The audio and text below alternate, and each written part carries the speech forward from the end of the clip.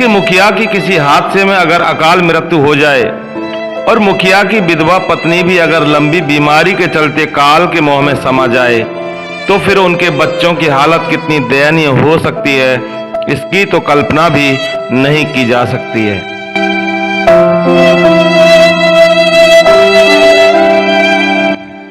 लेकिन अगर समय रहते ऐसे अनाथ बच्चों को कोई सहारा या मदद मिल जाए तो उनके भविष्य को अंधकार में होने से जरूर बचाया जा सकता है।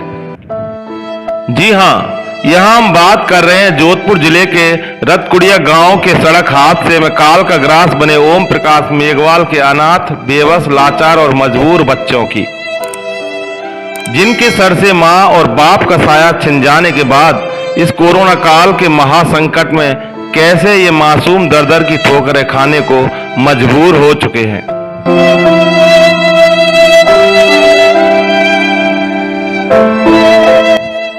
सामाजिक व राजनीतिक कार्यकर्ता बाबूलाल लीलड़ ने बताया कि जोधपुर जिले के रतकुड़िया गांव के ओम प्रकाश मेघवाल पूर्व में सड़क दुर्घटना में अकाल मौत के मुंह में समा गए थे।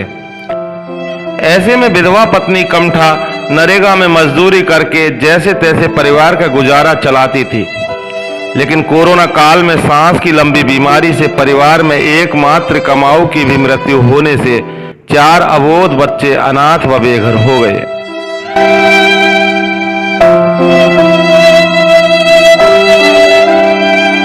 पीड़ित परिवार के पास ना कोई आजीविका का स्थायी स्रोत है और ना कोई उपजाऊ जमीन। वर्तमान में चारों अनाथ बच्चों की इस कोरोना काल के लॉकडाउन के चलते दयनीय हालत है। कोजूड़ी देवी मेघवाल अपने पति की मृत्यु के सदमे से उभरी भी नहीं, जबकि उन्होंने बच्चों की शिक्षा के लिए घरबार छोड़कर मजदूरी करना प्रारंभ कर दिया। उनका सपना था कि मेरे बच्चे पढ़ लिख कर कामयाब बने, लेकिन सपना तो सपना था, अधूरा ही रह गया।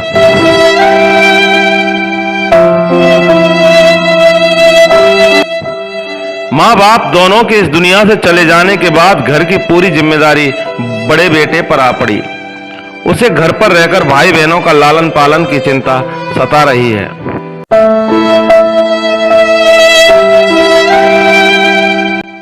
सामाजिक व राजनीतिक कार्यकर्ता बाबूलाल लीलड़ ने मुख्यमंत्री से इस पीड़ित परिवार को आर्थिक सहायता प्रदान करने की मांग की है। अनुसूचित जाति के ओम प्रकाश मेघवाल की दुर्घटना के अंदर मौत हो गई और अब उनकी पत्नी कोजूड़ी देवी, जो सांस की लंबी बीमारी के चलते उनकी भी मौत हो जाने से उनके 4 मासूम बच्चे आज बेघर हो गए।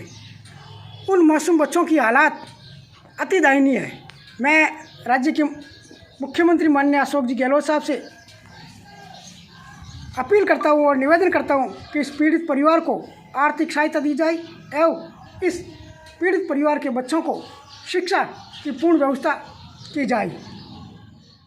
उधर कई दानदाता पीड़ित परिवार की मदद के लिए आगे आ रहे हैं। बाबूलाल लीलड़ ने इस परिवार की मदद करने वाले सभी दानदाताओं का आभार जताया है। इस पीड़ित परिवार को स्थानीय दानदाताओं द्वारा आर्थिक सहयोग एवं मदद किए जाने पर मैं उन दानदाताओं का बहुत बहुत धन्यवाद देता हूं, आभार व्यक्त करता हूं कि उन्होंने पीड़ित परिवार के प्रति अपनी मानवीय दृष्टिकोण अपनाते हुए संवेदना व्यक्त की। धन्यवाद। बहरहाल कोरोना की इस दूसरी लहर ने इंसान के जीवन को इस कदर बर्बाद करके रख दिया है कि उसे समझ ही नहीं आ रहा है कि इंसान इस महामारी के दौर में करे भी तो क्या करे।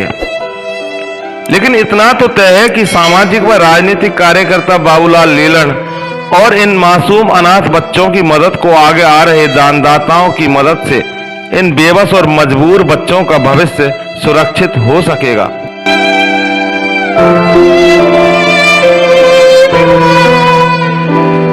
ऐसे समाज सेवी और दानवीरों को ईश्वर हमेशा उन्नति के मुकाम पर पहुंचाए।